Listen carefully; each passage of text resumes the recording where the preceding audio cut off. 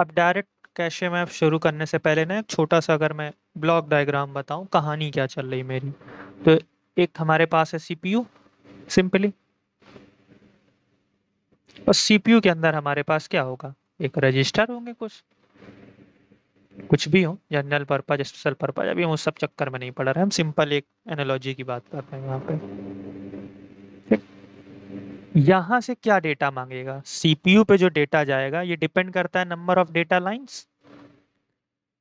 ये data lines आई हैं CPU से, तो अगर मैं डेटा लाइन से अमाउंट ऑफ ही डेटा, मतलब अगर मेरे पास 32 डेटा लाइन है तो सिंगल क्लॉक में मैं कितना डेटा दे सकता हूँ, 32 बिट्स। तो मैं ये कह सकता हूँ कि यही जो हमारा यहाँ से सीपीयू से कैशे में जो कैशे से डेटा ट्रांसफर होगा वो भी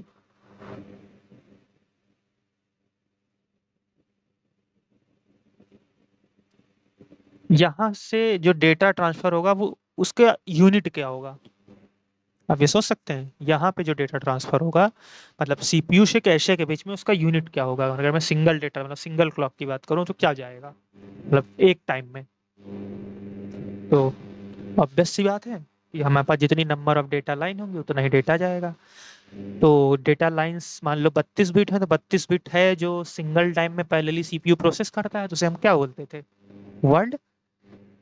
यहाँ से क्या होगा हमेशा, वर्ल्ड ट्रांसफर। ठीक। अब कैशे मेमोरी और मेन मेमोरी के बीच में क्या होगा, ये क्वेश्चन आता है कि कैशे और मेन मेमोरी के बीच में क्या होगा।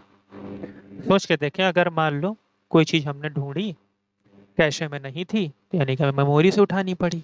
अब मेमोरी से उठानी पड़ी तो डेटा वो चाहे 1 बाइट हो और या आधा बाइट हो, मतलब आधा बाइट तो क्यों ही होगा, 1 बाइट हो, 2 बाइट हो, 1 वर्ल्ड हो, 2 वर्ल्ड हो, 3 वर्ल्ड हो, कितना भी हो, वो मेमोरी के किसी क्या होगा, ब्लॉक में होगा। अगर मेमोरी के किसी ब्लॉक में है और मैंने ब्लॉक के बीच का कुछ डेटा मांगा है, तो लोकेलिटी के कॉन्सेप्ट की अगर मैं बात करूं तो वो तो यही कहता है कि इस ब्लॉक का सारा डेटा अब रिसेंटली बार बार एक्सेस होगा, इसके एडजेसेंट भी। अगर मैं स्पेशियल स्पेशियल लोकेलिटी की बात करूं या स्पेटियल, आप जो भी बोलें, या टेम्परेरल टेम्परेरल तो होता है कि यही डेटा बार बार एक्सेस होगा।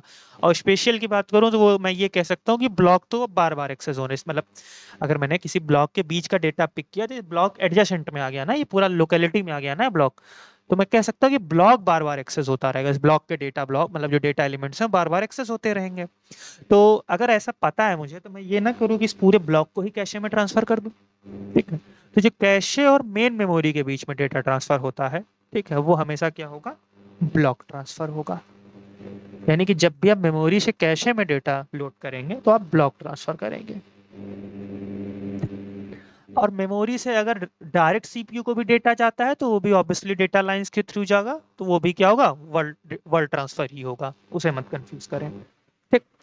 अब हम अपने नेक्स्ट टॉपिक की तरफ चलते हैं, cache, direct map cache memory.